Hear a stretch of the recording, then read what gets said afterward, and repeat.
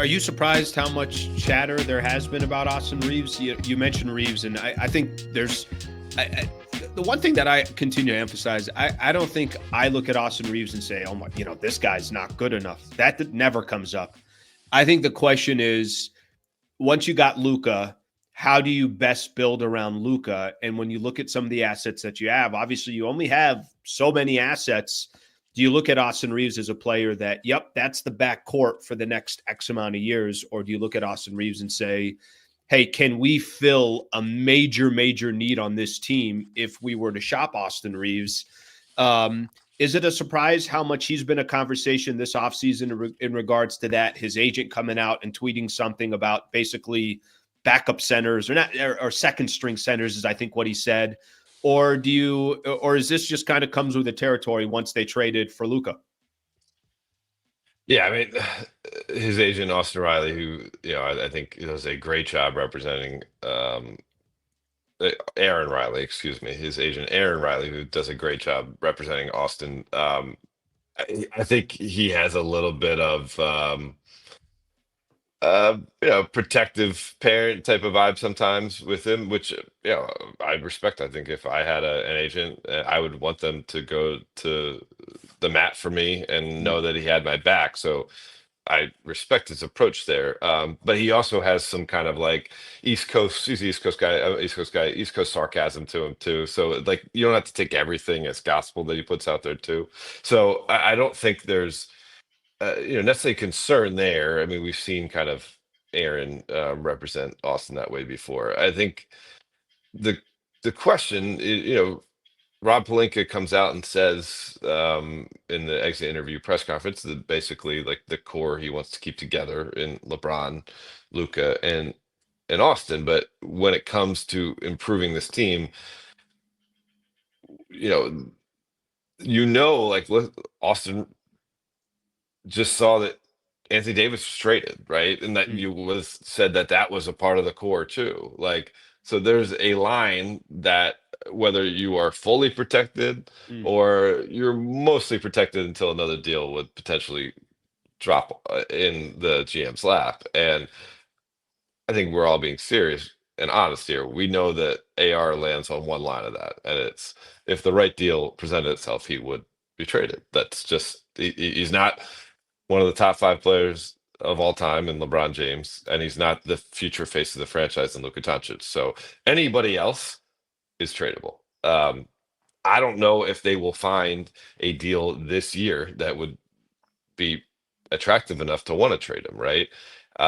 And he has continued to be one of the best value contracts in the league. So maybe the best business sense is to can build this team while he is still at that value contract, and you recognize that there's going to be a rebuild on the other end of it to some degree, and that's when you make the move. But it's an enviable position to be in because they have a very good team, but it's a tough position because again, this is the idea of trying to win in the moment while also trying to best prepare for the future. And that's why the Lakers are a compelling story because it's neither is the obvious kind of best path. I am of the opinion anytime you have a chance to go for it, you should go for it because they are fleeting, and Lakers fans should recognize that the drought the franchise had from 2013 to 2020 or whatever, those were some lean years. So if you can talk yourself into this being a championship team, like go for it. On the other end, though, you're going to need something to start building this team with Luka as the clear number one option when LeBron James is retired. And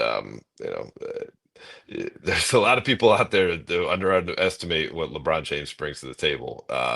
It's a ton of production, and it's not going to be easy to replicate that if you don't have the right stuff in your cupboards. Dave, final one, and appreciate you taking the time and joining the show. You mentioned Clint Capella. Other than Clint Capella, are there some names out there of just some bigs that you think would be good, realistic targets for the Lakers, whether that's signing or whether that's maybe a smaller trade like they were trying to make with Mark Williams? Any names that you think would be realistic? I mean, listen, I think Brook Lopez is intriguing, but he's not like the lob threat center that Lucas thrived with. Obviously Daniel Gafford would be a great fit, but I just can't imagine a world where the Mavericks and the Lakers engage in another trade until maybe like probably until the Mavericks like win a championship or something like that, Mm, where I think that would get the fan base kind of like um not so enraged.